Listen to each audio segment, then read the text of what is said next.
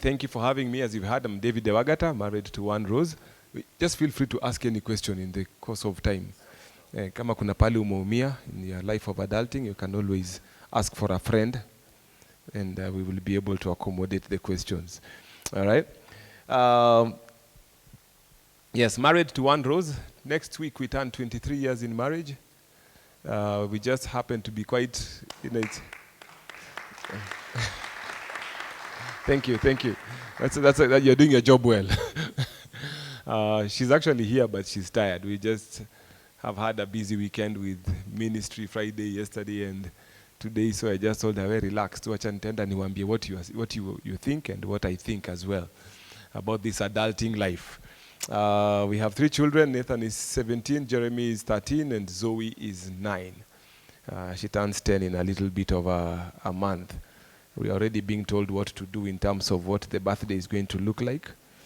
And that's when you realize it's part of adulting. You know, when you're a kid, you organize the birthday. As an adult now, you know what it costs. Every idea in her mind is a budget item on your side. So we're talking about adulting relationships.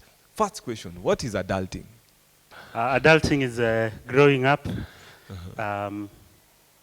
Starting to face the reality of life. So, first of all, it's turning over 18 years, at least in Kenya.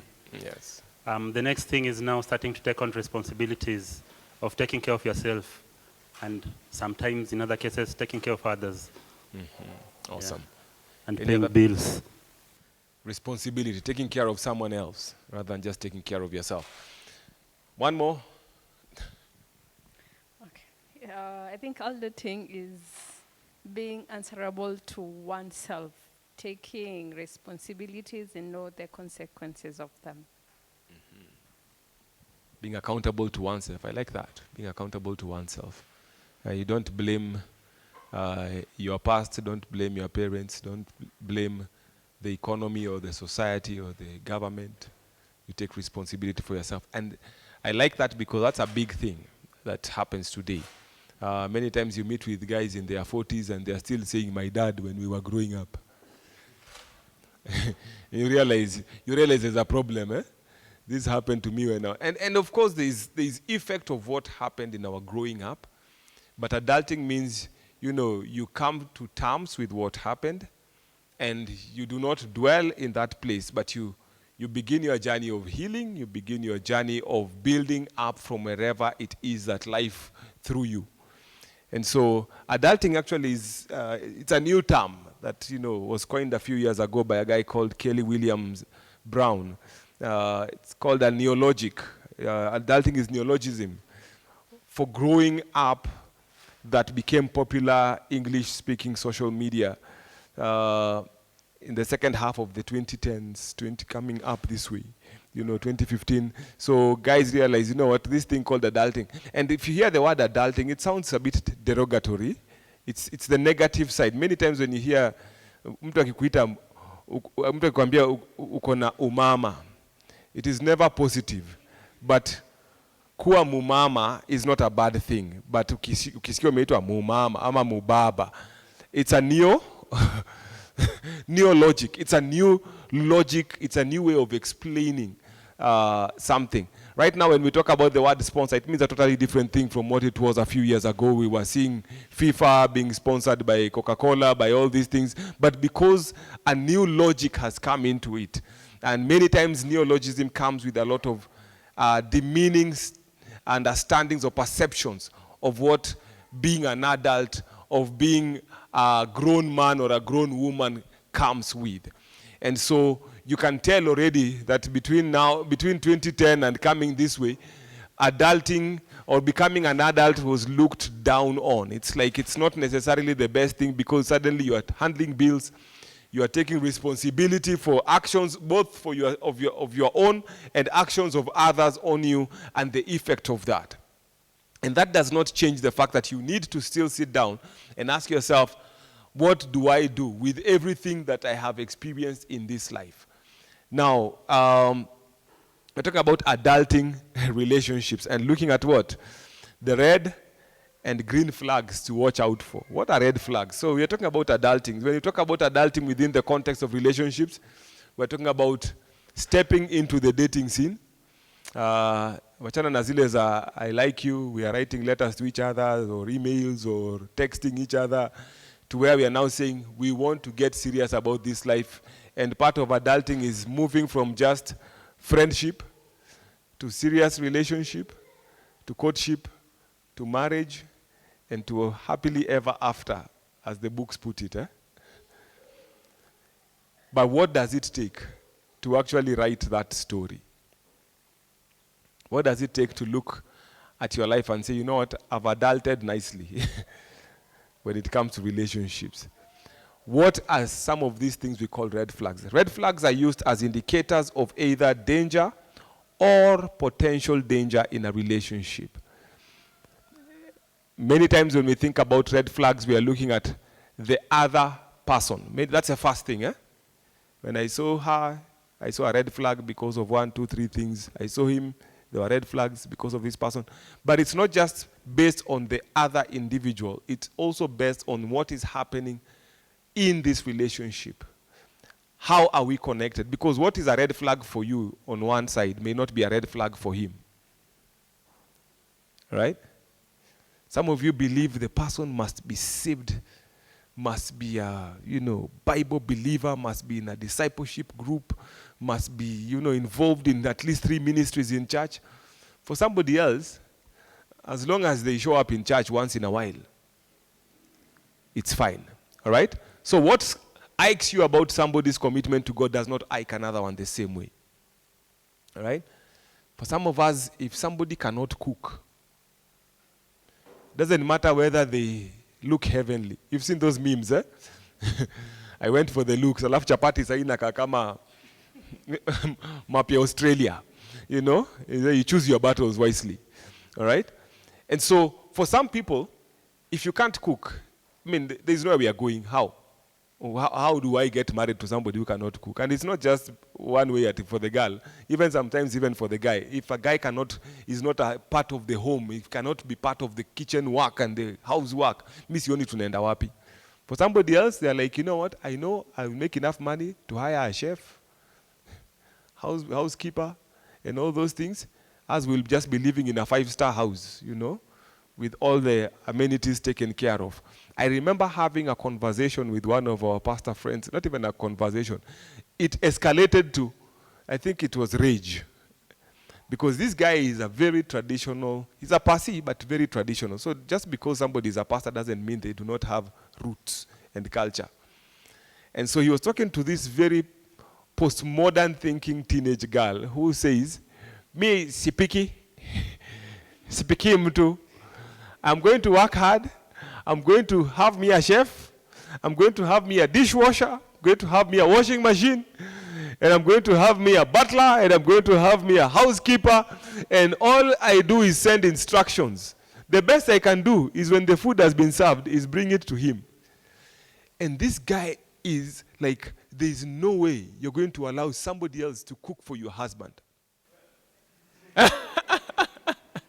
Well, and she was on one end feeling, as long as jamaa meshi, see, as long as the food is good, and the guy has eaten and is satisfied, and the wife has been involved in organizing. For this guy is like, as long as the wife has not been in the kitchen, sweating it out, cutting the onions, tearing up, making the meal, and bringing it with a heart full of love, that is not a meal for a husband. And both of them held their quarters so strongly that it actually, like we were in a camp, and literally the rest of the week we were just firefighting.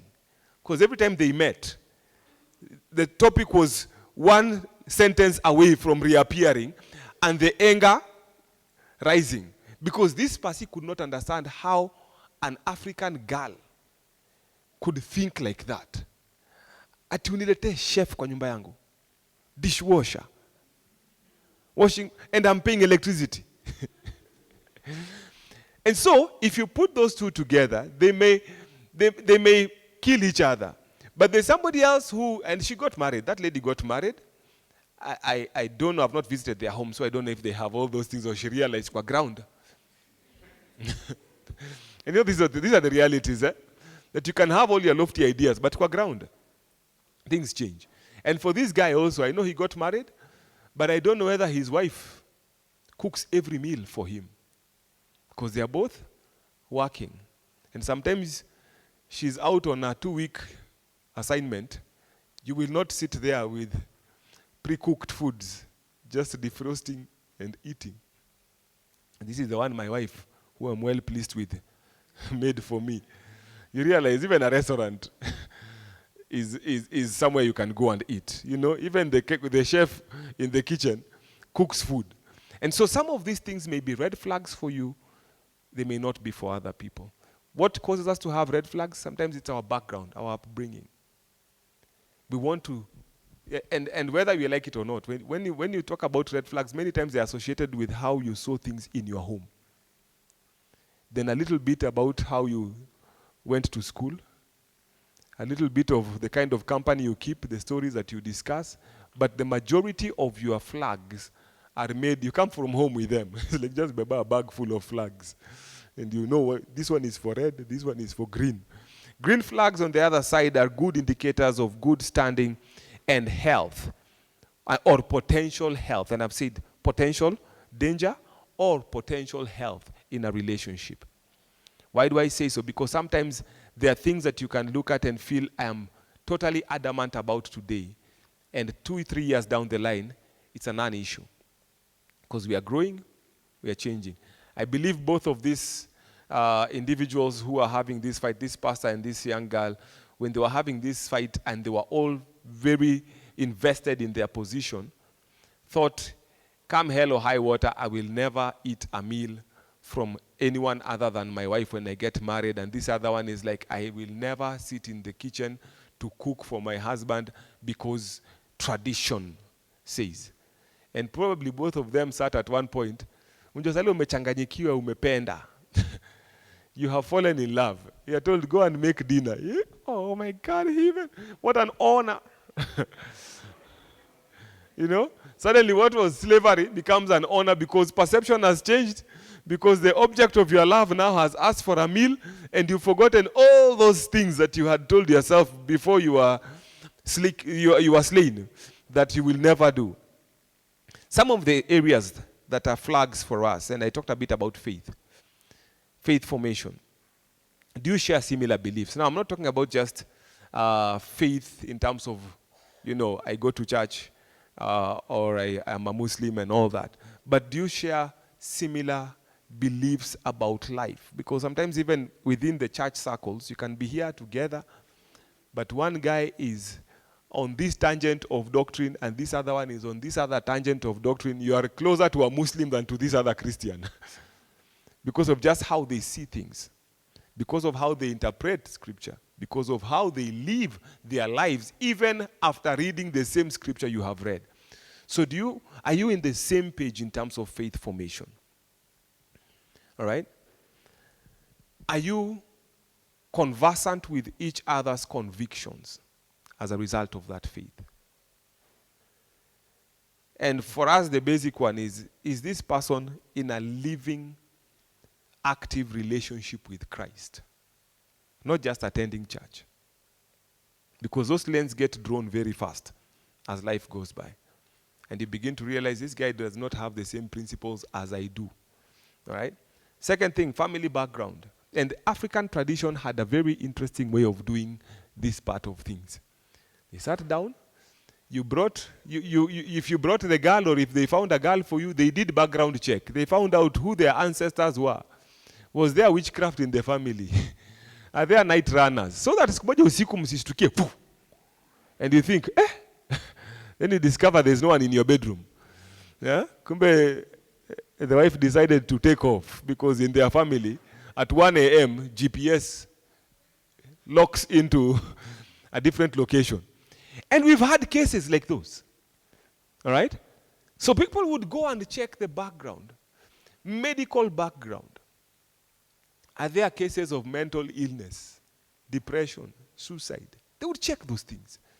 Sisi huko, once you've seen the handsome guy, you're like, oh my God. Kumbe majama uchizi wakifika 28. All right? And when you're exposed to the family, you say, no, that is just them. And then you say, but the blood of Jesus. No, there are things that you can see. And the families would check and say, no, this family, there is this. Watch out. If you're comfortable with night running, or if your family is also night runners, then together you jog. It's fine. Because you have the same values, principles, and background. All right? And so we look at some of these things, and because sometimes we preclude that what the blood of Jesus does is that it changes some of these other things in our lives, we jump into it blind-sided.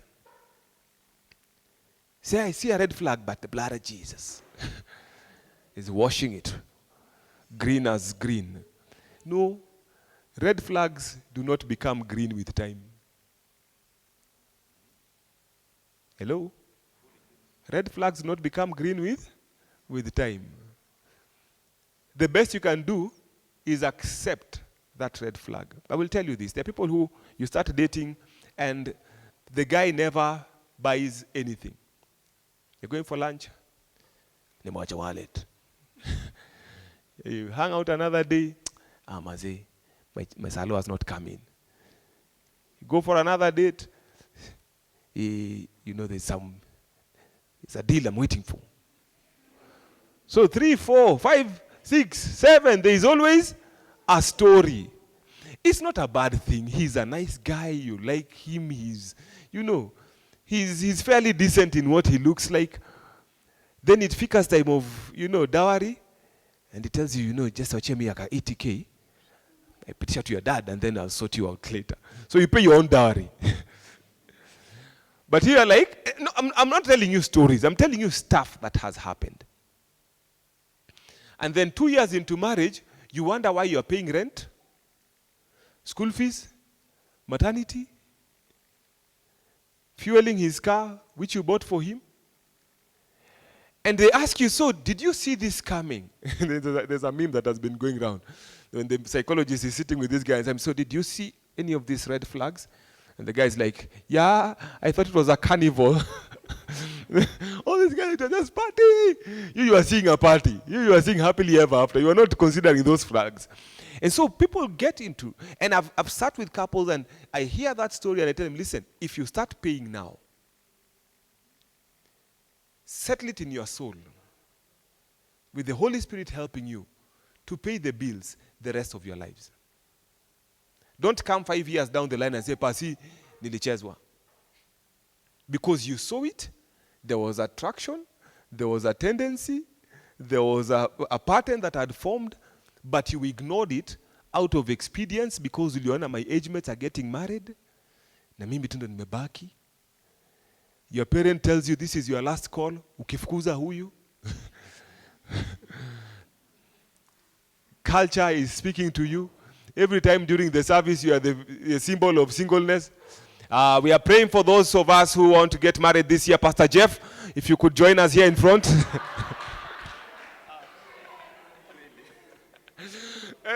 Before the altar call is even made, you've been called, you have your ticket already. And sometimes it sounds funny, but it hits us hard. And it bothers. And so you reach a place where you say, forget the red flags. Let's just deal with it. I was looking at this. I like this, be separate, But when you come into church quickly, it looks like be desperate, So are you separate or are you desperate? And because of times and seasons in our lives, we can move from, this is what I want. I'd rather be on my own and secure than, be desperate and end up collecting all the red flags. All right? Family background. Look at I call it the social quotient, and this is something that people have used in psychology. How are they relationally? Are they friendly? Are they overtly friendly? Or are they antisocial? Guy just comes in and sits at the back there. greet your neighbor and they look at you as if this is the last time you'll have a neighbor if you keep looking at me. Because the sum total of how we behave is actually the sum total of how we will be when we have settled in together. Don't expect the angry, aggressive person out there to be the gentle, accommodating person within the relationship. And that's why I told you the African culture was very clear. They just looked at, they're like, that family, your family near Makelele. There, if you want to get married there, just know, noise shall be your company. Arguments, fights, all sorts of vile words being thrown, because that is how they have grown up. They are known in the, in those families, there are families that even in your community or in your family or in your estate. That house, anything goes, Guys can be fighting to the parking lot because of that, sense of aggression that is with them. So what kind of relational disposition do they have? And I'm not saying that being very reserved is a bad thing, or being very outgoing is a bad thing, because also there is a book that was written, Opposites Attract. And I can tell you a story. There's a girl who was a good friend of mine. She was a bit older than me, so there was no way we were going to get into a relationship in my estimation at that time. But we were both in the music industry. We were all enjoying our missions and stuff. But every time I would sit with her, she's very talkative. I would get stressed. And I'm just sitting there and I'm like, I have a point to make, but she's like, you're waiting for her to just pause, maybe to swallow saliva, nothing. After a while, I have 17 points now. They are backed up to each other. They're waiting for opportunity. Until finally, I'm just like, I'm done. I walk away. And I never understood why we were such good friends, but I would always have stress when I sit with her. Until I sat in a session somewhere where somebody said, you know what? The worst company to a sanguine is a louder sanguine. Because you all need space to talk. So it's like, if I get married to this one day I'll just funika her with a pillow and smother her to death. I mean, you're going to keep quiet. You're going to keep quiet. In this house, it's me who talks. And I'll tell you, I'll have a timer. You know that clock, hourglass. Just turn it, tell her, yeah, you have 2 minutes. And so, I have to know my temperament. To know that the one who can hang out with Jeff, we look alike, but we are different temperaments. He's a bit more quiet. Me, I'm the noisy side. So the girl who will go out with Jeff may be poison to me. Because you're talking and my brain is telling me if I don't talk in the next 2 minutes, if we don't action these ideas in my head, there's going to be a crisis here. But for him, he'll sit there and listen to her talk for hours. The husband of this lady is one of the, actually, if you were to call a guy antisocial, that guy was the epitome of antisocial. In fact, he was so antisocial that even girls who liked him, because we were good friends, would come and ask me, how do you talk to this guy? Because this guy would sit, you talk, when he's in his mood and talks, he's the most engaging guy, and then he used to go to the gym. So he's jangad. So he laughs and slaps you. Pah! Pah! Like, hey, bossman. And then after he has laughed and he has finished his bandwidth, he keeps quiet. And you're sitting there and you're like, okay. And the first time that happens, it's very uncomfortable, especially if you're a sanguine and you occupy your space with words. And the guy just keeps quiet, and he's okay. I'm like, dude, kwani umekufa? So the first times, people would want to still try and engage, and the guy just switches off. And you're talking, and you actually you start thinking, I said something, and this guy is upset, but he doesn't want to say it. But because he goes to the gym, you don't want to push.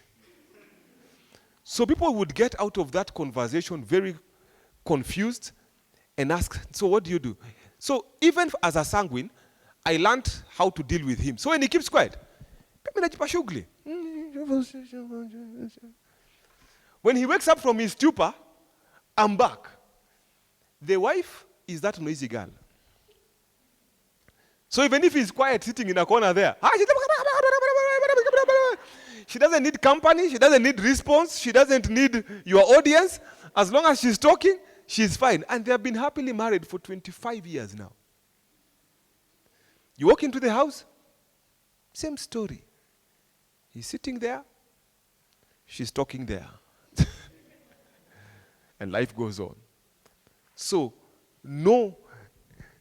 see those areas. Because for some of you, that talking is a red flag. For me, ukikamna kelele, ni red flag.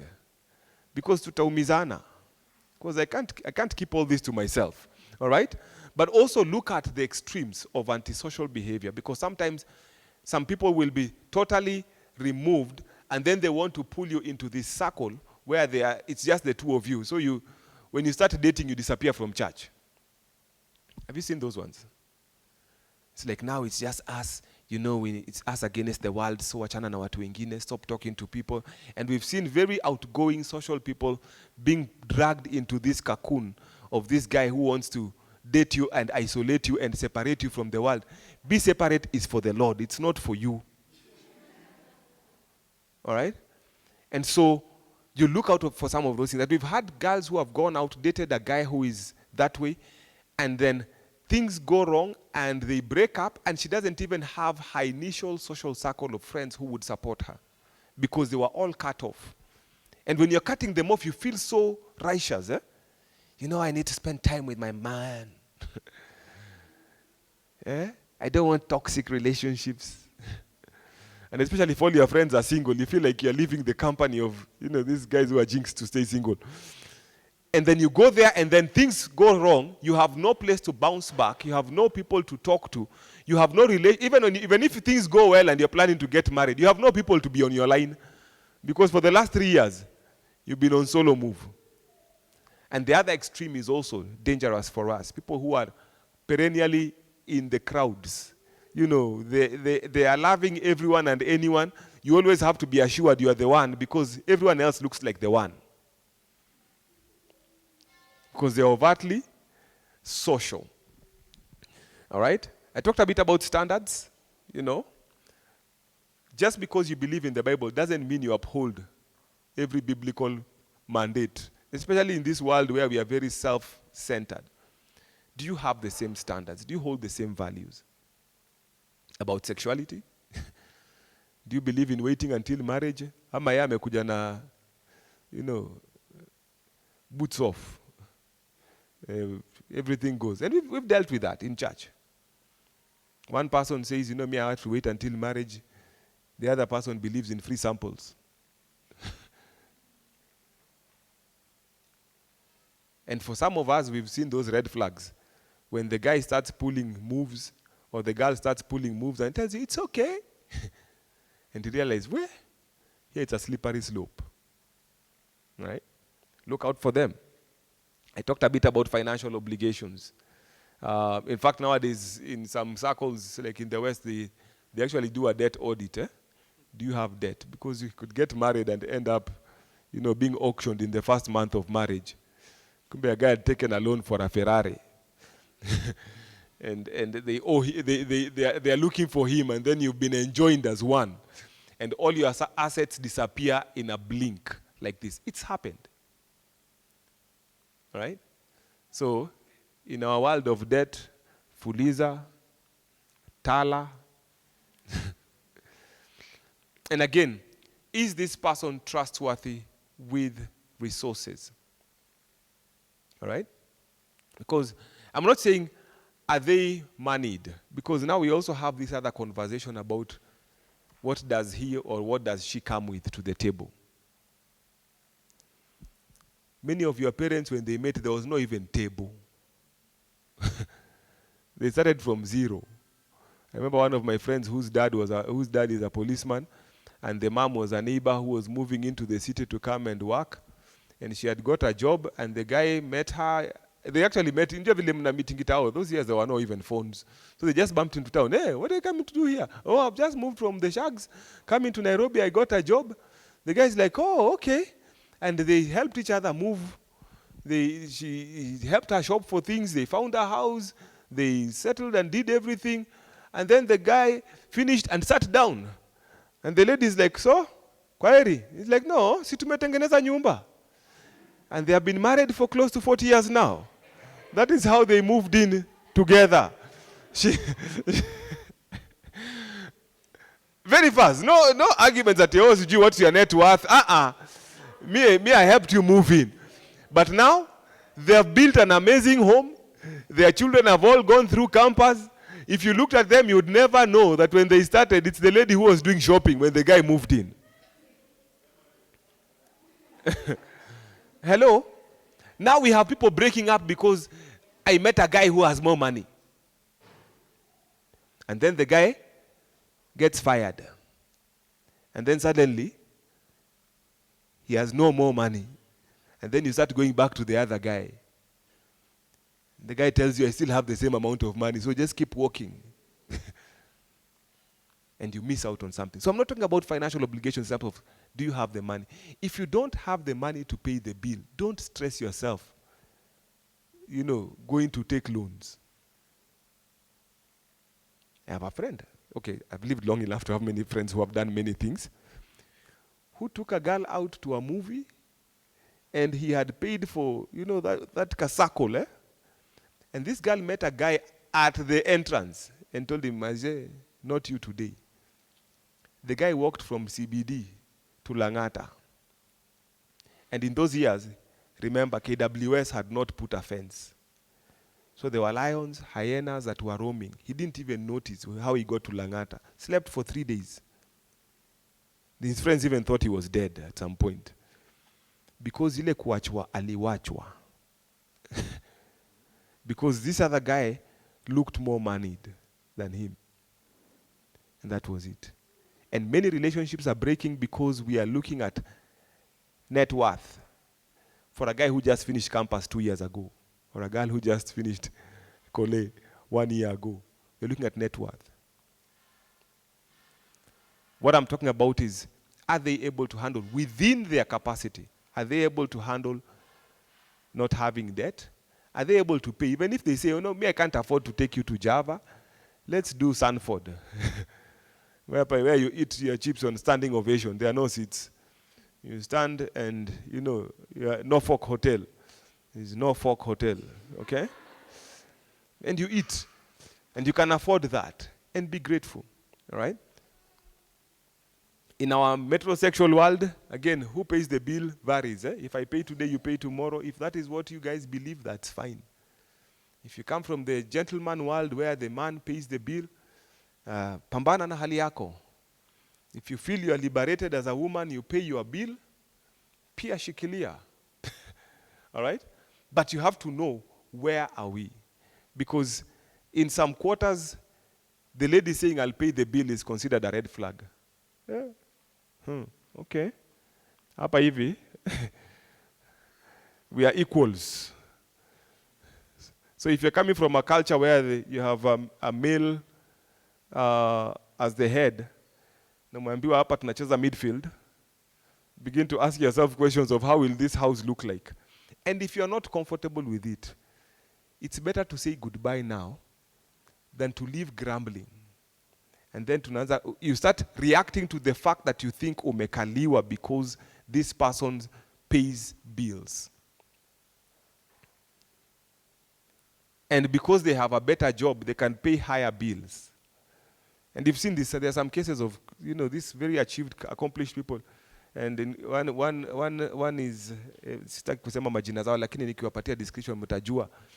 They got married, both of them accomplished. This one has a house in Karen, this one has a house in Runda. And they got married and none wanted to move. Because I've built an amazing house. The epitome of my dreams. The other one also dreamed earlier and he built his house. And sasa tutahamia wapi, so they do sleepovers.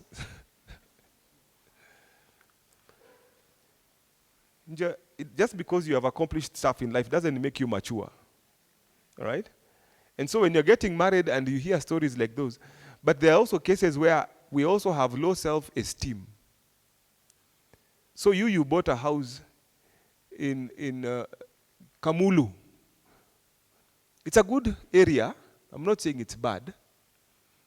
But this other person has bought a house in Karen, but she's the female in the couple. And your heart is beating very fast when you think of leaving a Kamulu house. And she's thinking, we all study, we all work in this side of town. Wewe na Kamulu jamu nafika ngapa ka umenuka vumbi. I am not saying I am better because I own a house in Karen. I'm just saying it is expedient, it is right, it is better for us, for our children to move to Karen. Hey, self-esteem issues. Nitakuwa nimekaliwa nikienda kwa hiyo nyumba. The house does not know whether it is male or female. But we've had issues. So the guy has insisted, tutakaa kwa nyumba yangu. The lady is looking and saying, where? The sacrifice of crossing the city from Kamulu every day to Westlands to go and work, when we have a home. But because we didn't see the red flags, or we said later, you're now seated in that place, and you're battling with a decision that for everyone else, they're thinking it's a no-brainer, but you see there's ego involved. There's culture involved. So even when you've sat and prayed over it and said, okay, let's just accept this. And sometimes it's probably because the parents of this girl have an inheritance. I have a friend of mine whose father-in-law was among the top 50 richest guys in Kenya. Top 50. So forget about 100. He was top 50. They were doing, when Nation, I think Nation magazine newspaper was doing Who Owns Kenya. You had that feature, eh? Who Owns Kenya? So they were doing the top 100. And his girlfriend was in the office one time, and she's looking at the paper and saying, hey, people have money in this country. And one of the staff members says, oh, nasema nini, si baba yako ndo huyo hapo. And she looks at the paper, number 48 to G47 is her dad. So you're getting married to top 50 in the country. The father says, we'll give you 3 acres in Karen. And here is the money to build. Do you run? Do you refuse? Or do you work hard and reach top 50? Work hard and reach top 50. How long will it take you to reach top 50? The guy has a ranch in Karen. You know, he's renting, he's not even renting, he's keeping cows in Karen.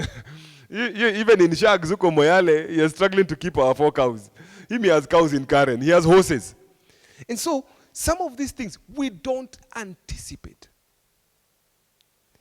But if I come as a guy and I feel insecure and intimidated about it, this guy, great guy, easy, you know, he grew up in Zima. Meets this girl in church. They start dating. He has no idea who she is. The parents are very down to earth. By that time, they were already very old. I think both of them have passed away now. Old rich guys, you don't even know when they have money. You just see them coming with this Mercedes, and you know people drive Mercedes. You don't realize that is the oldest car in their compound. And so when they're getting married is when we get to the reality. But they have lived together. They were given land in Karen. They have built an amazing home. He's not less of a man. He's not less of a father.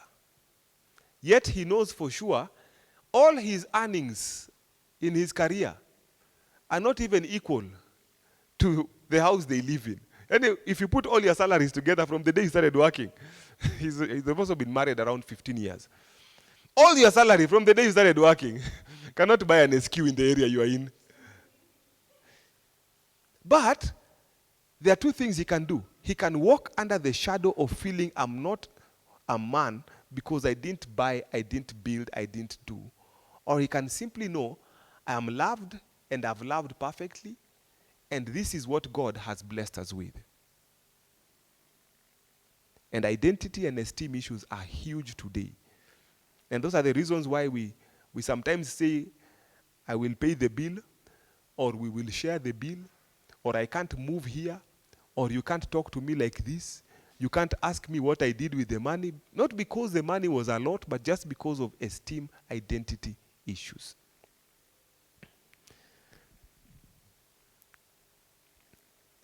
Last thing I'll share with us. We are living in a world that is very self-centered. All right? I remember the word narcissism used to be used to describe the American culture. It's a very narcissistic society. You've heard that? And it was mostly used for America because of just how Americans saw themselves. That story has moved very quickly through the oceans and has arrived here. One, because of our exposure. Two, because of the economic upturn. You know, in as much as we are going through an economic downturn, right now we are much better than we were 20, 30 years before. And so economically we are doing well. When we become economically solid, we begin to think about finer things. You know, when you're in survival mode, you're just thinking, do I eat and what do I find to eat? When you reach a place where you have choice, you begin to start thinking about how do I feel about the food. You know, we had no feelings attached when food was put on our tables. Now, how does this food make me feel? Oh, chocolate makes me feel happy. We had no time for happy. Were you satisfied? Am I right? We had no time for ambience. This is the location. There's nothing like location. Is the food here? Is it on a plate? Is it plastic? Is it metal? Is it glass? It doesn't matter. When we have a lot, we begin to get caught up in things. Now we are in a situation where relationships have become more complex because we suddenly feel like there is a lot to choose from. And the more the variety, the more self-centered I become. The more self-centered we become. And so narcissism has begun to describe a lot of us in our context. What will she do for me? What does he bring into the relationship? It's my life, you know? It's my happiness. And you see people who have been married 3-5 years leave and say, I was not happy.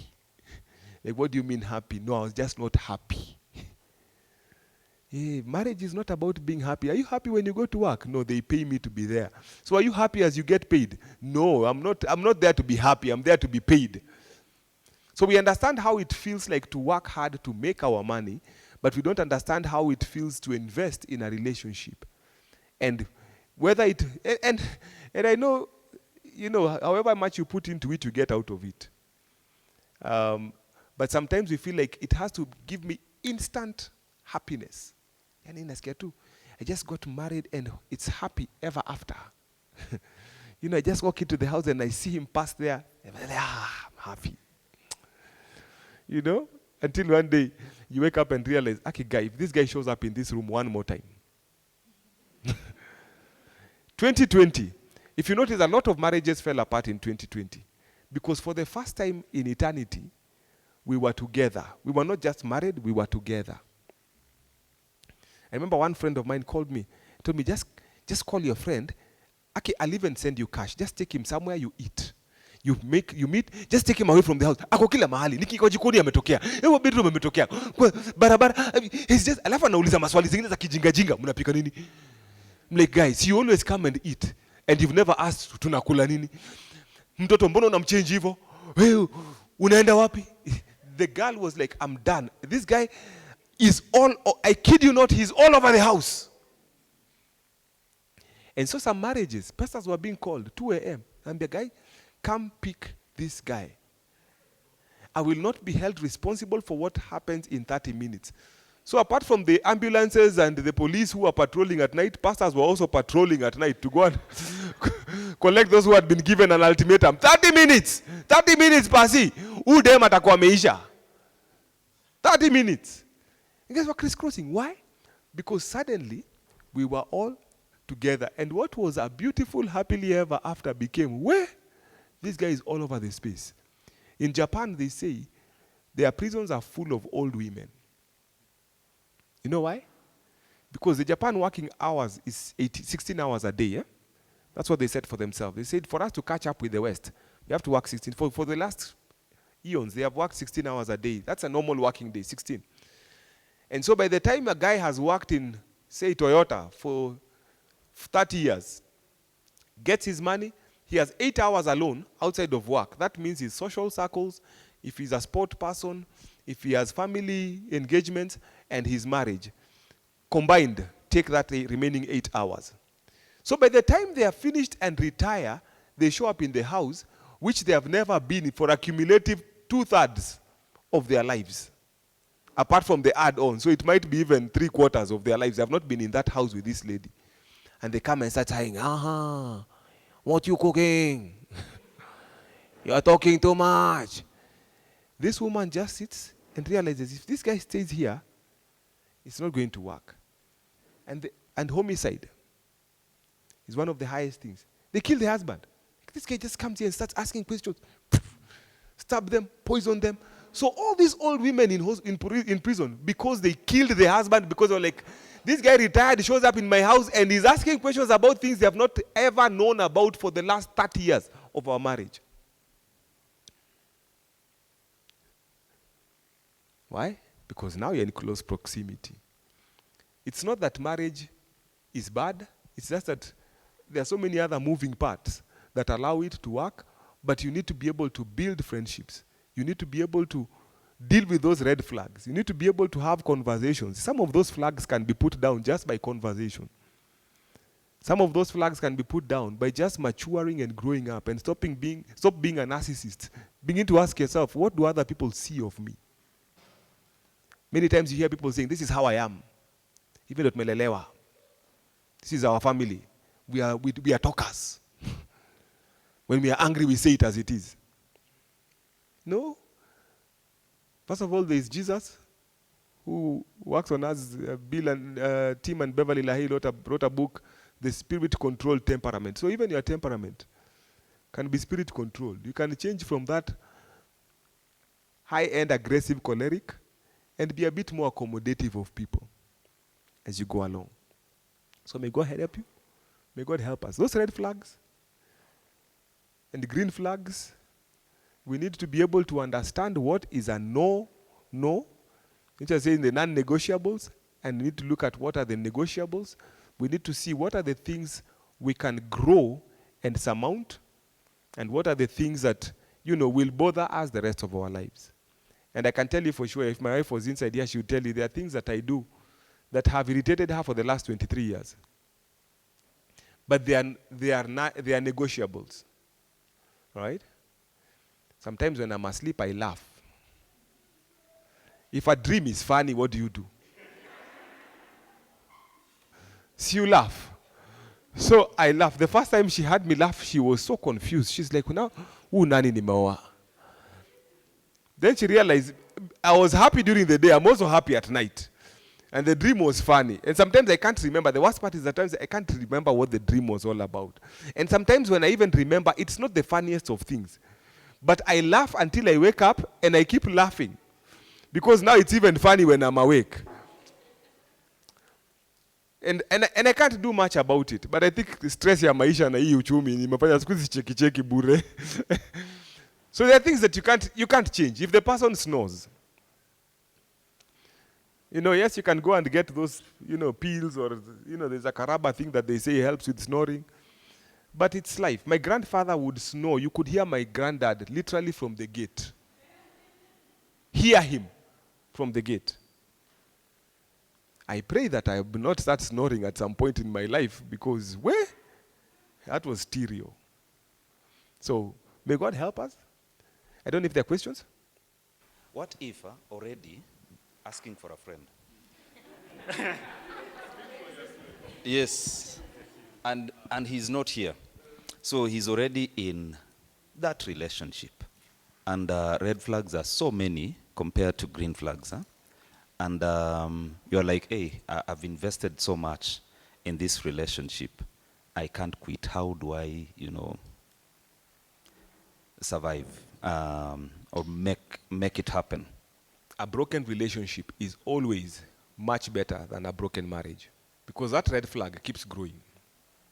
And sometimes we excuse it because I've invested, like you're saying, I've invested time. We've been together for 3 years. The other Jamas who are hitting on me have already left, gotten married. How do I recover my time?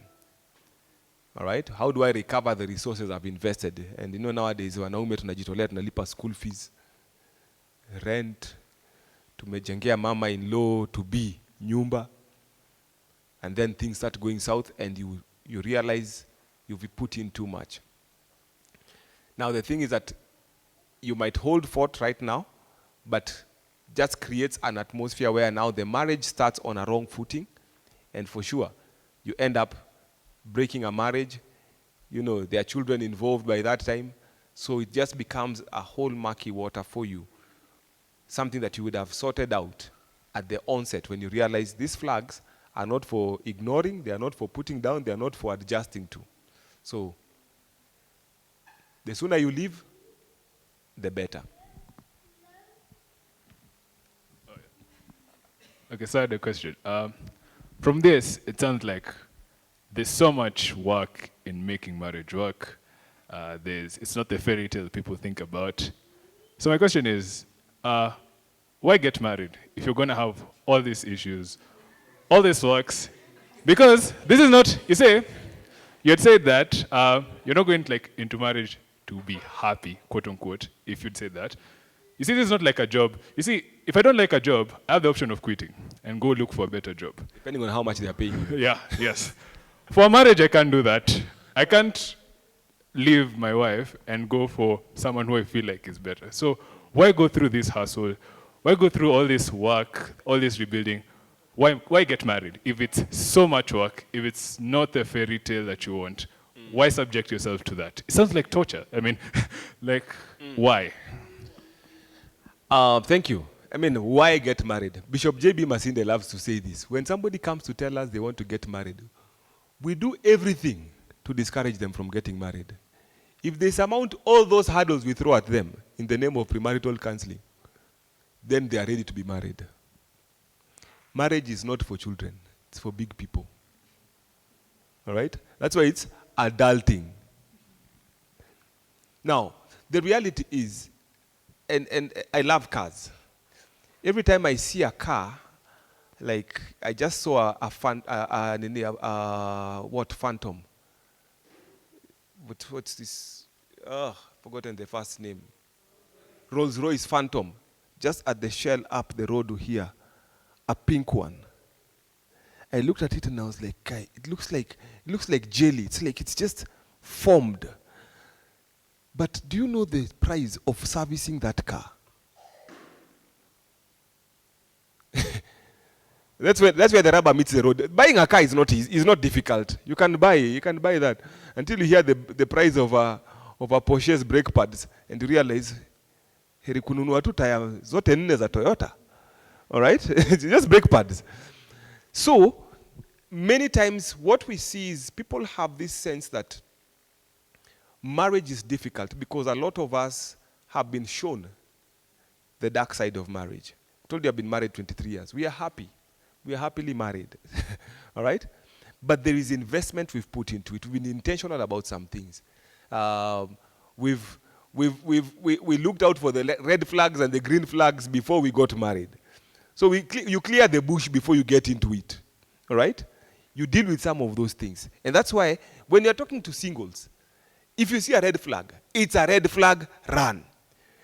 If you're married, if you are doing this conversation with married couples, and you have red flags in your marriage, my friend, your job is to look for how many paint companies you can find in your area to color that thing green, to renovate that red, or to, deal with the red flag and manage to quash it and finish it. If the issue is financial impropriety, go and sit with a finance guru to talk to you about it. And that's why you hear seminars, finances and marriage, couples and money. Why are they doing that? Because people have noticed there are red flags, but there are solutions.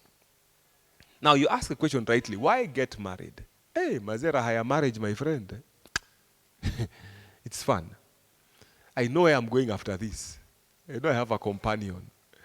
There's just a comfort, and it's God who said it is not good. God is one who observed it. It is not good for man to be alone. And you know what it means to be alone. I don't have to draw the picture for you. And that is why even the guy who comes from a violent, non-functional, broken home, reaches a point and something just tells them, Akiminaoa. Most of the teenagers, 16, 13, 14, they me, my name, sitaki. 25, 26. Because also we are built relational. By the time you're getting to that point, it's systems go. It's you telling yourself, I have to get married. Nobody's forcing you. Of course, society has a way of pushing it because they also are working with your biological clock and timings and saying this is where you need to move to. And so it doesn't matter how much we preach terrible news about marriage. As we speak now, there are people who are waiting for Sato to get married. There are people who are waiting for Wednesday to get married. There are people who are queuing at the AG tomorrow to get married. Why? Because there's still a value that is found in marriage that no other relationship can give you. And there's such a joy and satisfaction because when I go out there to work hard, do you know why I work hard? To take care of my wife and children. If I was a single guy, kwa tunakaa hapa hivi kaa Pinocchio. Hustle ya nini? I would be in shags actually by now. I'd been in shags with my parents. Mina nahama ya nini? Naenda wapi? Kufanya? But there's a sense of, and then the sense of continuity. I want my gene to be passed on because I think they are fine. Sindio? Si tunakaa poa. I want the next generation to benefit from these genes. I want to be able to take what I have worked hard to and invest in people who I can say, these are my children. It's such a coveted position that even now pastors call themselves dad. So that my children, sons and daughters. It's such a prestigious thing, and we know it within ourselves. So now that we know it is such a prestigious, honorable, desirable, we are built for it, it is a part of our DNA, then how much should we invest in making it work? Because some of us are doing our MBA, PhD, you are working and studying at the same time because you want to rise up that ladder. You're investing, you're looking for partners, you're looking for business best practice business managers to run your business because you want your business to grow.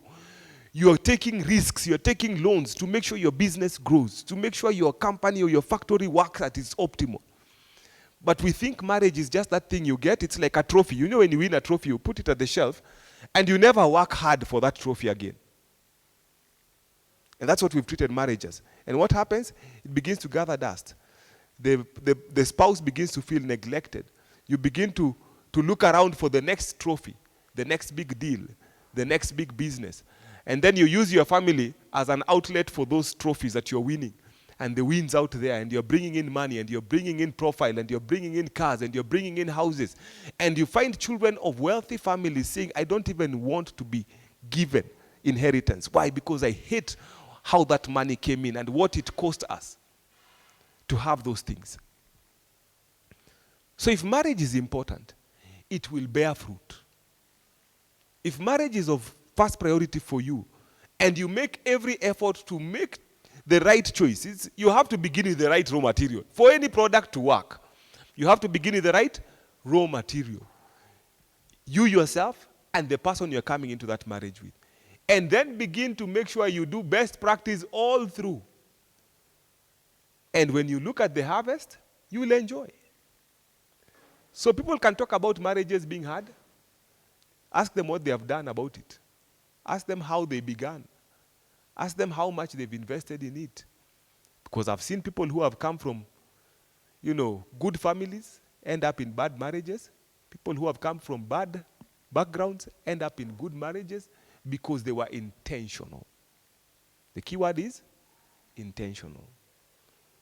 So, the choice is yours to have a good or a bad marriage. I know the challenge is that there are two people involved. It's not like business. Business ni wewe na bidii yako.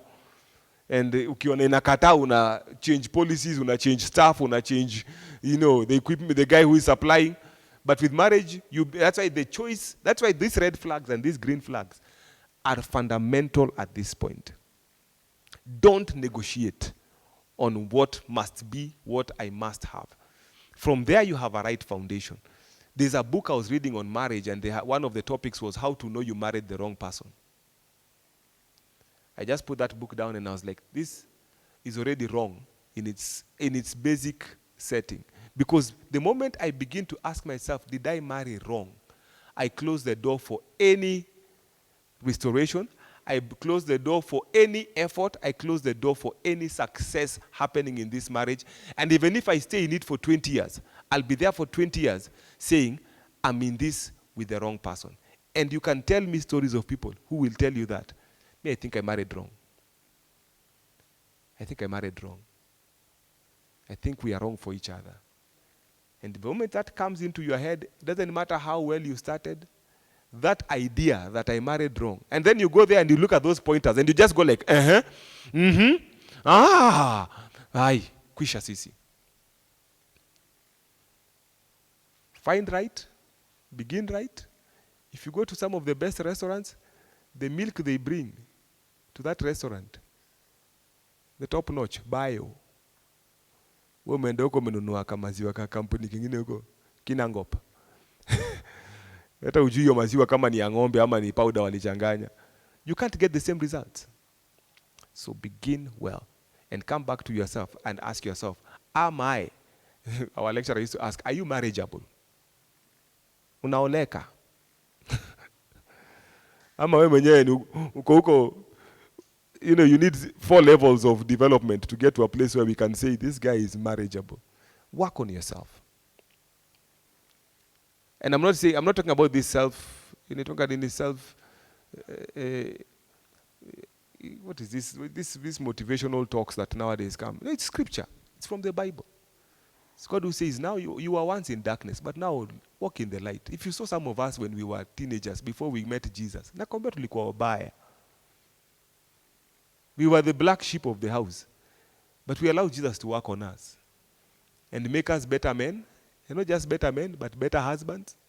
Not just better husbands, better leaders. Because there's no way I'll stand as a leader when my wife thinks there's an issue. But unfortunately, there's a lot of families today that we are good out there, terrible in here. Iko sawa? Nikusaidia? Ama bado unaona tunachezwa?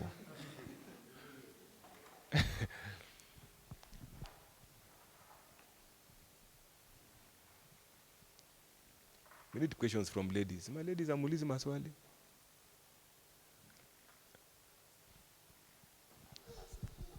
For the ladies. Hi. So, Pasi, there are those people who are at a point of, I've dated men from church or I've dated ladies from church, and the experiences were nasty, as in, you know, I was so much broken. And, you know, they're at a place where they're like, you know what? If I meet a guy out there from outside church and he's fine, he's a gentleman, you know, don't you think it's just fine? Because, yeah, they're like, you know, wakanisa wametuangusha. So that's the first question. Then there's the last question is, so you're an adult, you've worked on yourself, you feel like you are ready for, you know, to enter that space of dating, intentional dating for marriage. How can a gentleman position himself, you know, or, you know, go hunting? Because there are men who are stuck as well. You know, you just don't know how to get in there. Ladies are waiting, they are sending all the signals, but you are just there. And also to the ladies, you know, from the ladies' point of view, how can, for the ladies, how can they, you know, when you feel like you're ready, you've prayed about it, you know, you feel like this is my season, how do you then also position yourself for the dating space? Okay. Coming back to the first question, disappointed by Christian men or Christian women. Remember I said, when it comes to faith formation, it's not just about you, do you believe, but do you have the right values and standards? And this is where the drama is, that you meet an unbeliever who is such a gentleman. They have more values, more biblical values than the guy next door, you know? How do you deal with that. I think separating the two first, values and faith.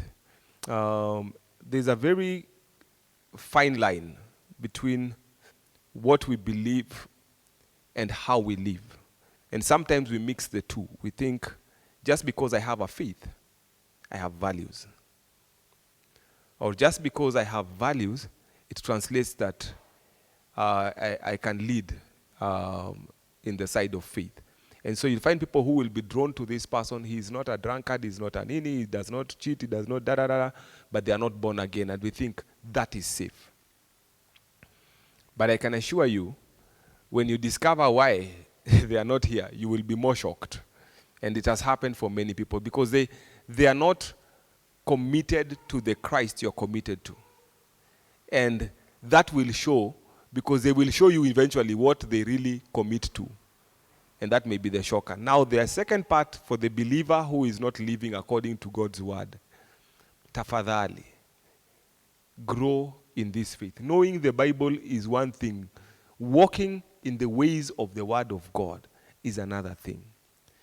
Now, you can write books about this because many, and this story has been around for a long time, many Christian ladies especially saying, Christian Jamas, because we failed to stand up to the word of God. We failed to live according to the word of God. And that calls for us to wake up and just walk in discipleship, walk in accountability. I think sitting together like this and talking about where we are coming from, what we are experiencing. Are you walking in purity? Are you walking in integrity? Hapana mambo ya tumeka hapa hivi tuko failure alafu next week tunakuona kwa gazeti wewe ndio ulikuwa kwa ile corruption scandal. Because for you faith is about making it, not meeting God. So you need to be able to distill those things, because if we don't distill those things, then they come back to bite, because a dishonest person in society will become a dishonest husband in the house. There's no way you'll tell me this guy is corrupt out there and a good father at home. Mm-mm. So it's a matter of discipleship. Now, heartbreaks, kuachwa, and kuachana are part of life. Because sometimes we get into a relationship thinking it's going to work, and it doesn't work. Either because of my own reasons, because of her reasons, because, it was, we just didn't find the vibe. That is, and that's why I think when we started, you were saying, how do you break up in a healthy way? Because breakups happen, even in church. I also had my breakups, all right? There are people who have had 10, 15. The guys who have had 1 or 2. That doesn't make you a bad Christian. And sometimes, unfortunately, because we've been taught of this culture of when you leave, throwing tantrums and hating and banging doors, and it leaves such a bad taste. Kama unawachwa, wachika. Kama unaachana, live graciously. Because one, this person has been dear to you. You have ammunition about them that can injure their lives. And that's why the Swahili says, kikulacho kinguoni mwako. The person who has been close to you can really cause damage to you. So handle them each other graciously. I broke up with my wife. We broke up in the middle of our relationship. And we were exes for about 8 months. How we handled those 8 months determined whether we could come back together. How I handled those 8 months, because I'm the one who called it off. Kama ningeenda zile za hata wewe hata kuna mtu atakuoa wewe. And then after a couple of months, you're like, by the way, I was wrong. You were right. You are a beautiful girl. It would have been an uphill task. People came and asked because they want to know, alifanya? And then there are those who come and ask you, ulifanya? Your answer is very critical, because these walls have ears. And I made a commitment as a 23-year-old guy to tell myself, I will not say anything negative about her. Now, does it mean I was more spiritual than other people? No. Just by God's mercy and grace, I had matured and had been around good people who told me, Wags, ukiachana, leave the person well. And so I told guys, you know what, the issues were there, but those were not your issues, those were our issues. And I felt it's up to us to separate at this point, and she's still a good woman. And I can tell you for truth, 23 years later of marriage, she's actually a good woman. Ni ujinga ilifanya nikatoka at that time. but I could have muddied the waters. So how you live is very important. Some of us here, you've been heartbroken. The whole church knew your dirty stories because this person went bad-mouthing. You can't even come back to the same community of faith because of how it was handled. And that's why people say, heri mtu wa dunia. You know they are a thug. You know you're going to the crime scene. And it is okay. I am ready. I am armed. Than to be in this sacred sanctuary and find a demon in there. And so we need to set ourselves apart. Be separate. Wachana na vitu zingine. Ama utoke tu uende ukwe mtu wa dunia. Pastor T says, kama unataka kuharibu, toka. There's a whole world out there that is happy to have another bad person in the world. Don't come and sugarcoat it for us here. All right? The second question is about positioning yourself. I know this is a harder question for the ladies because you are told, we ngojea ukatiwe. Alafu jamaa huko yuko antirada. He doesn't know how to throw vibe. Please have conversations on how to. It's a whole conversation on how to. Is it to propose or how to? Why are you sending signals? Kama kuna jamaa karao alienda akaingia tu kwa nyumba ya mtu na furniture and they have been married for 40 years. Saa zingine tu ni kujituma. You see, sometimes movies have told us so many things that we need to know, how they look, the nini. This girl is waiting to be married. You are waiting to marry. And you know, this one is a good one. I've seen. This one is a good one. In fact, the less the script, the better. And let me tell you, if you ask your parents how they started getting into marriage or dating, you will laugh your shoes off. If you ask some of your friends how they ended up in relationships, you will be shocked. Some people, they were just told, "Nyinyi mnakaa vizuri pamoja." Nasema, okay. So, si tuendelee. Don't wait for too many hints because we've made this thing rocket science. Guys, if you like somebody, I know we live with the fear of being told no. And I know sometimes ladies can really, unapigwa reject, hata isi reject, hiyo ni eject.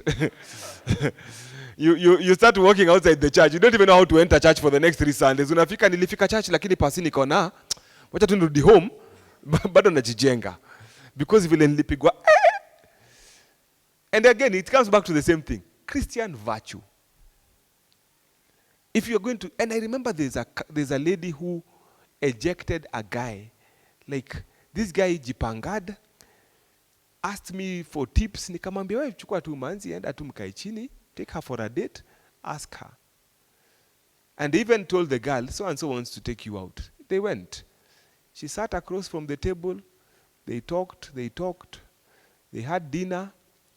Then the guy says, you know, I've been thinking, manzi akamwambia mimi na wewe. And then the guy was a short guy. And this guy was fairly tall. Hey, akaambiwa na you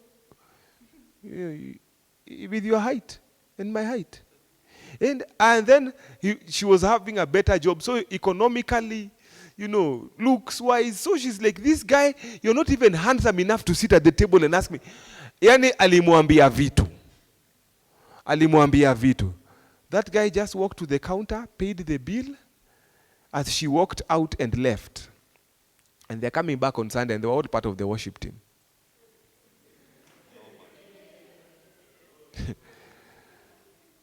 So mnaingia worship unaona msee mmoja yani machozi tu ndo zinatoka.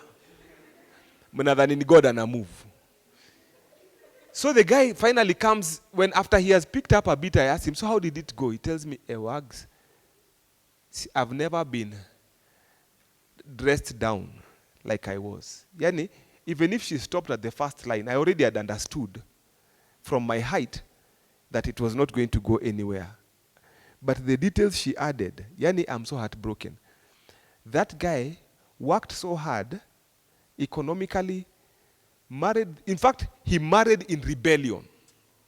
Because now he was reacting to the way aliambiwa huwezi oa, akasema nitaoa.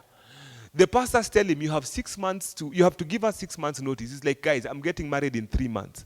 So even some of us didn't go for his wedding because it was a rebellion to the entire system, because the requirement was 6 months preparation before you get married.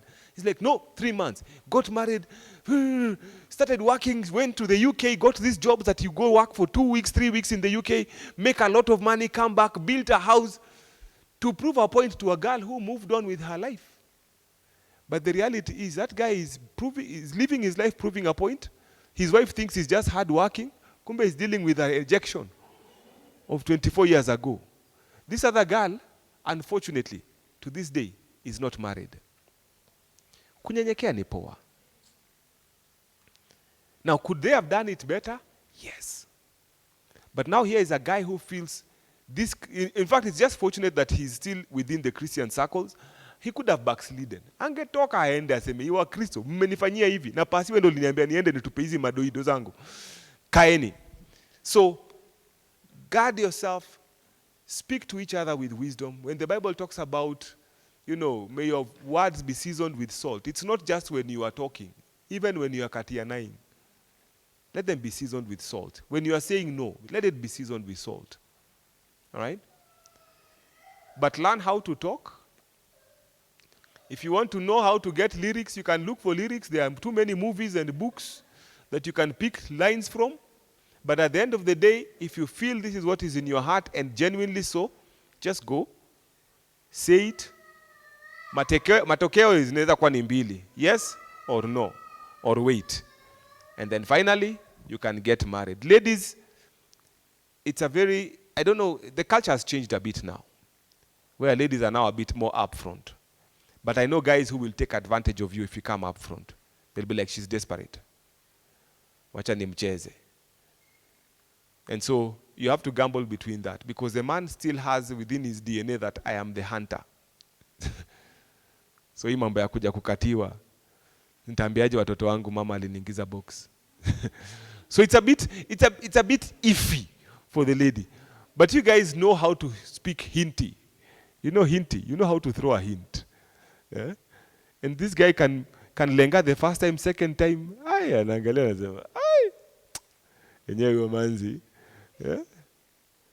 Anani confusingi. And you don't have to be as upfront. In the book of Ruth, when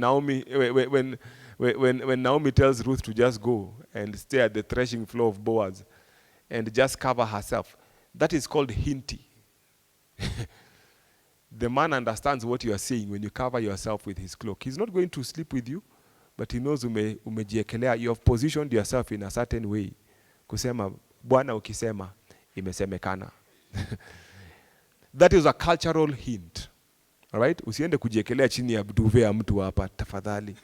Seme, pasi alisema in the Bible.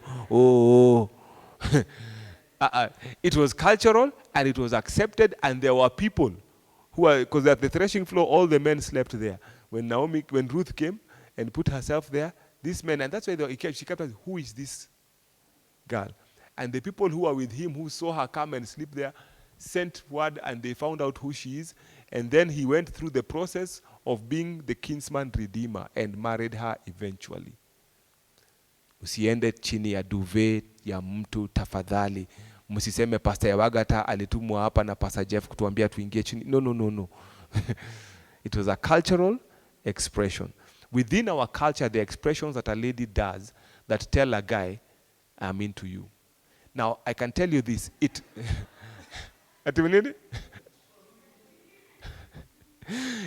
Every country has different hints.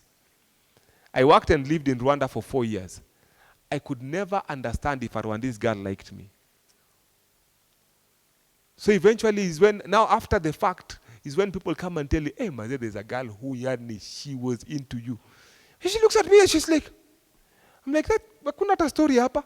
In fact, I'm even intimidated by the way you look at me. But for them, the hint is to look at you with a serious face. Yeah, I'm serious. In Kenya, that is wachana na mimi. All right?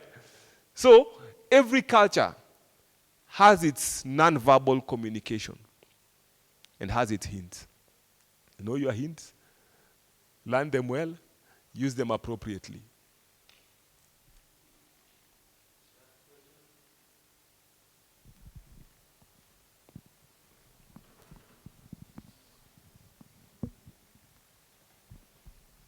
Thank you, Pastor, for sharing your wisdom with us. My question is about marital counseling. So, what does it typically entail? What are some of the things you walk couples through when you go through that process? The premarital counseling. Premarital counseling, sorry. Yeah, of course, there's marital counseling, post-marital, yeah? And also with marital counseling, perhaps just an add-on question. What is your secret to longevity in your marriage, that sustaining power to keep going within the relationship? Thank you. Premarital counseling basically covers, I think, about 8 to 10 areas. One, talk about your family background, because that's one of the areas that brings a lot of things. Dealing with the in-laws. Talk about finances. How do you handle finances? How do you appropriate finances? How do you invest? How do you also appropriate support, so that you don't and you don't end up being this couple that is paying school fees for the whole family while you yourselves are not fulfilling your financial goals. And that has happened a lot, especially in the black tax society, where your father has to raise all his siblings. So if he's the firstborn, you guys are, the last recipients. And that happened for many of us. We talk about things like we do a personality test analysis, temperament. We talk about, how this affects your marriage, how this adds value or takes away from your marriage. And sometimes people do personality tests and realize where we are incompatible in this and this way. As I said, Bishop JB says, do everything to get them out of this marriage idea. And if they succeed, then you can be able to help them navigate. We talk about, the honeymoon and sex. How do you prepare for your sexual experience? I know we live in a world where sexual experience, internet imefungua kila kitu. People are very engaging in these conversations, but we do a very clean conversation on how do we go about the honeymoon period and sex and the longevity of it and its role in marriage. It is not a tool for warfare or deducing money, extorting money. It is also not, and so we talk about some of those, because some guys come with very extreme ideas about sex. Others come with a very conservative perspective to it. In fact, some feel it's sin. So how do I debunk this idea that has been in your mind from the time you went to school, that sex is bad, it's bad, and then now do it? And then you have several layers. And we've had conversations with couples who have said, you know what, we've grown up in church, and all we've had is negative. Now we are getting married, and we don't even know whether it is legal. How do we press undo to all the do nots we have been told around this subject? So we talk about some of those things, all right?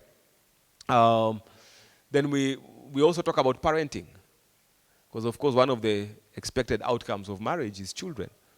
How do we parent without necessarily the children becoming the in-betweeners, the ones who split us apart? How do we make decisions together in raising these children without the children taking advantage of, oh, dad is a soft guy, mom is the hard one, so let's use dad to get what we want from mom, or use mom to get what we want from dad, playing on each other's psychology. So learning to work as a team. So I think I've just given snippets of some of the things we talk about. There's a couple more, I think about 4 more. I can't remember all of them, but those are the conversations that we have in marriage. We even talk about, things like, medical compatibility. There are guys who have sickle cell hidden, and we've had to deal with couples where they get married, have a child, 1 year later, dead. Get another child, 1 year later, dead. We went to a burial in Langata, and it was one of the most distraught things, because this lady came to bury her second child, and Langata, being Langata, had already cleared the first grave. And so after mourning this child, she wants to go and see the other grave and goes and finds nothing. And now we had 2 funerals, literally, because now she was mourning. She's saying, I want to see where my other child was buried. All right? And so now at the second child's death is where the conversation begins on, could one of you be having sickle cell? And it's a repressive gene. And so they had to go through medical checkups. And the doctor has to tell them now, listen, based on this, chances of you having a child that survives past this age is narrow. But if they survive, then there's a chance they will live a full life. Again, another window is 12 to 15, I think, where again the sickle cell kicks in. And so you have to prepare yourself to know that this is what it's going to be. Or go through having a donor or something like that. Because now if both of you have sickle cell repressive, then the chances of your children being born and dying every year are high. So have those conversations. All right? That's when guys discover there's somebody called a gyna. Some ladies have never, or they have only gone to the gyna when they are sick. And so they have to go and do all those conversations. So we walk with you through those. I remember the first time I had to go to the gyna, I was the most uncomfortable guy in the world. Just like, hapa tunaenda kuangalia? Okay. Na lazima nikuje. And the pastor has told you have to go both of you and see the doctor, because they will also give you, and whenever you go to the doctor, before marriage. And so you go and sit with the doctor, and of course you tell them we've come, we're in counseling, and they'll give you their medical advice and do the observations so that you don't go to the honeymoon and discover it don't work. So conversations. Some of them are for Christian background people, they can be very scary. But you had to go through it. All right? Do you want to have children immediately, or do you want to wait? Because many times you end up with a honeymoon baby, you are still not prepared, but because you did not know what contraceptions you need to use before as you get married, people go and come back with babies. So talk about such things. All right? So, yeah. Longevity in marriage. I think I've said, begin with your friend. Build the friendship. If you know anything about me, I love life. I love to laugh. I love to enjoy life. I don't want stressful things. So I wanted a girl who is happy and can accommodate a guy who laughs at everything and anything. And by God's grace, I got one. She's a bit serious, but anachekanga saa zingine nikicrack joke. And for 23 years, she has managed to handle it. We are good friends. We work together. We serve in ministry together. And that's why this seat was put, because Jeff knows normally we sit together anytime we go somewhere, and she's out here waiting for me. We've been very intentional about not being apart from each other for anything longer than 2 weeks. And by God's grace, we've succeeded in the 23 years of marriage. The longest we were apart is because of medical reasons, when she was traveling to Kenya to have our baby, and she had to, you cannot travel after, I think, a certain week of pregnancy, fly. And so she had to come in a bit earlier. And so I had to be in Rwanda for 3 weeks before I came. That is the longest we've been apart in 23 years of marriage. If I'm traveling longer than 2 weeks, we go together. 1, so that I'm not tempted and she's not tempted. And 2, because we are friends. And 3, because we work together. So when I'm going to do ministry, she's the one who sits down with you guys and starts doing counseling. She's actually studying marriage and family therapy now at a master's level. Because she's the one who knows how to... Mimi nikishamaliza kupreach sitaki mastori. Mimi nitakwenda kupiga story na watu, tukunywe chai, niende home. So we complement each other that way. We led worship together. We still lead worship together. When occasions come, of course, we are doing less and less of that. We are both pastors. We are both youth ministers. And so a lot of our paths are like this. Okay? So when COVID happened, as we were not wondering what to do with each other, we knew what to do with each other. We've sat together. We've stayed in the same house, shared the same office for years, and then had offices adjacent to each other for the longest. That's just how we've lived life. We've invested in our marriage, and anything that we feel does not add value to our marriage. If I go to work in a place and they tell me I cannot go and see my wife if she calls me in the middle of the day, that job goes. And those are the measures I look at. By the time I'm seeking employment somewhere, I ask myself, do they value family? If they don't value family, whether they are paying me in 6-figure salaries or not, I'm out of the door. All right? And so I'm intentional, and we are intentional at guarding our marriage from anything and anyone, and even from ourselves. Saa zingine kuna tudem tunatokea mazee, unaangalia hivyo nasema guy. But I know what that road leads to. It's not that sionangi madem. And I know many passes wale wamechezanga nje. Yeah? And they come back and they are still married, and you hear the stories of their wives, heartache after heartache, because they know what goes on behind the scenes. And I work with young people at their most prime, at their most beautiful. I've had to make a covenant with my eyes not to look lustfully, so that I can guard her from myself and my selfish desires. Is it easy? No. And sometimes the things that break marriage are not the inside, it's the outside. It's those things outside there. So may God help you to have the same level of commitment to your marriage when the time comes, and to be able to stand for one another, even in the wake of the world saying, wewe umekaliwa kichapo. Si ni chapo yangu. Inakusumbulia nini? So we've enjoyed our marriage. We still laugh together. We still, next week we have our anniversary. I have a retreat somewhere we are going for, and I'm planning to surprise her with an extra day. Na nimwambia hiyo hotel msibook hoteli mbaya, na tuende kuishi kwa nyumba ya mtu. And our children, we are living here in Nairobi with you guys. Jeff, if you want to have a free sample training on how to live with children, kuja home, tutakuachia watoto wetu wawili. Huyo mmoja tunakuanga tumemhire out mahali hapa juu. Nasaidia wazazi wengine. So we guard it, even from our children. Because sometimes children can also come and make marriage difficult. All right? But more than anything, enjoy that marriage. Draw the fun out of it. Okay? Asante.